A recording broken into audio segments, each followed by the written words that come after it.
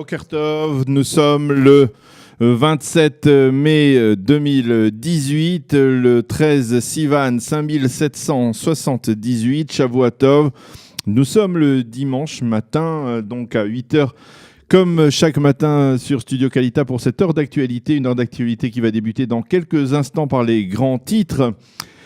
Et vers 8h10, eh bien, nous allons modifier quelque peu le cours normal habituel de cette heure d'actualité, puisque vers 8h10, dès 8h10, eh bien, ce sera d'emblée la chronique d'Eliana Gurfinkel, Un jour notre histoire. Vers 8h15, 8h20, je vous présenterai la revue de la presse et des médias israéliens. Tout cela pour permettre à nos deux invités ce matin de nous retrouver ici dans ce studio et parler de leur sujet de prédilection, puisque à 8h30, nous recevrons dans ce studio Sam Kadosh, le directeur général du CNEF, du Centre national des étudiants francophones, à l'occasion du Salon des étudiants qui se tiendra demain à Tel Aviv. Et vers 8h45, eh bien, nous serons avec le Rav Michael Ben-Admon. Nous parlerons avec lui d'une décision, d'une volonté de la Cour suprême de s'impliquer, de s'immiscer dans le dossier des conversions en Israël, et en particulier dans le dossier des conversions de l'association Native qui s'occupe de la conversion des soldats de Tsahal. Nous en parlerons avec lui donc vers 8h45.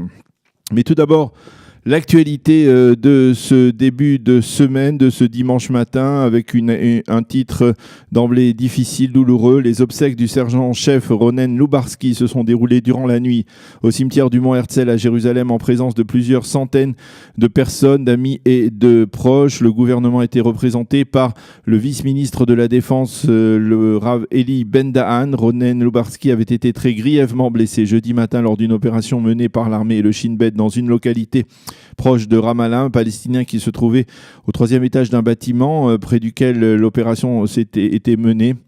A fait basculer un bloc de marbre dans le vide et ce bloc est tombé sur la tête du soldat de Ronen Lubarski qui montait la garde. Le sergent Lubarski a donc été très grièvement blessé. Il a succombé durant le Shabbat à ces très graves blessures à la tête. Le sergent Ronen Lubarski, Zichrono Livracha, est le premier soldat de l'unité d'élite d'Uvdevan à tomber lors d'une opération militaire. L'une de ses enseignantes, durant sa scolarité, lui a rendu hommage en soulignant le fait qu'il se distinguait dans tout ce qu'il entreprenait. À noter que l'assassin du sergent Lubarski court toujours, mais le Premier ministre Binyamin Netanyahou, qui a présenté ses condoléances, comme d'ailleurs le président de l'État, à la famille, Lubarski a promis qu'il serait capturé. Selon les informations dont on dispose actuellement, l'opération au cours de laquelle le sergent Lubarski a été tué était destinée à démanteler un groupuscule terroriste. L'armée de l'air israélienne a bombardé durant la nuit des positions du Hamas dans le sud de la bande de Gaza. Ce raid est intervenu à la suite d'une infiltration de 4 terroristes palestiniens à l'intérieur du territoire israélien. Durant le week-end, ces terroristes ont tenté de détruire du matériel militaire de Tsahal déployé le long de la frontière entre Israël et la bande de Gaza.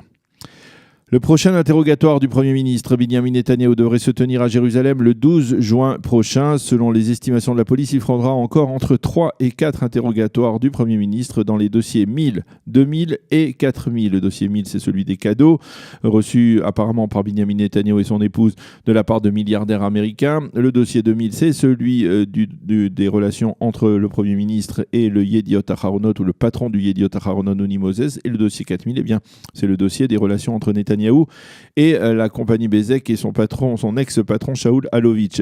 On pensait déjà depuis plusieurs mois que les deux premiers dossiers 1000 et 2000 avaient déjà été bouclés, mais apparemment donc des compléments d'interrogatoire sont nécessaires, des compléments d'enquête sont nécessaires pour aller jusqu'au bout donc de cette enquête. Selon certaines fuites, le témoin à charge Nir Refetz, qui était l'ancien conseiller médiatique de la famille Netanyahou, aurait fourni aux enquêteurs des détails important sur la relation existante entre Binyamin Netanyahou et Shaul Alovitch, donc l'ex-patron de Bezek.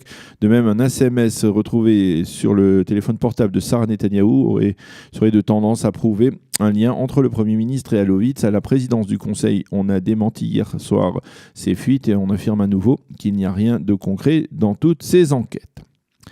Après plusieurs jours de tension et l'annonce d'une annulation du sommet par Donald Trump en fin de semaine dernière, les tractations ont repris entre les Américains et la Corée du Nord pour tenter justement de sauver le sommet du 12 juin entre le président américain et le dictateur nord-coréen à Singapour. Côté américain, on affirme qu'il y a de bonnes chances pour que finalement ce sommet se tienne comme prévu. Netta, la chanteuse israélienne qui a remporté il y a 2 semaines à peine l'Eurovision, a battu durant le week-end dernier un record impressionnant, celui de la chanson de tous les concours de l'Eurovision de la chanson la plus vue sur le site de l'Eurovision avec plus de 57 millions de vues. C'est donc un record jusqu'à présent jamais égalé. La météo pour terminer, le temps sera légèrement moins chaud et sec sur l'ensemble du territoire israélien. On peut même mentionner qu'il y aura des risques de pluies éparses dans le sud et dans l'est du pays, avec donc des risques d'inondation dans les rivières du désert de Judée. Il fera 28 degrés aujourd'hui à Jérusalem, 27 à Tel Aviv et 39 degrés à Eilat. Nous allons marquer une première pause musicale et on se retrouve tout à l'heure dans quelques instants avec Eliana Grufinkel pour sa chronique Un jour notre histoire.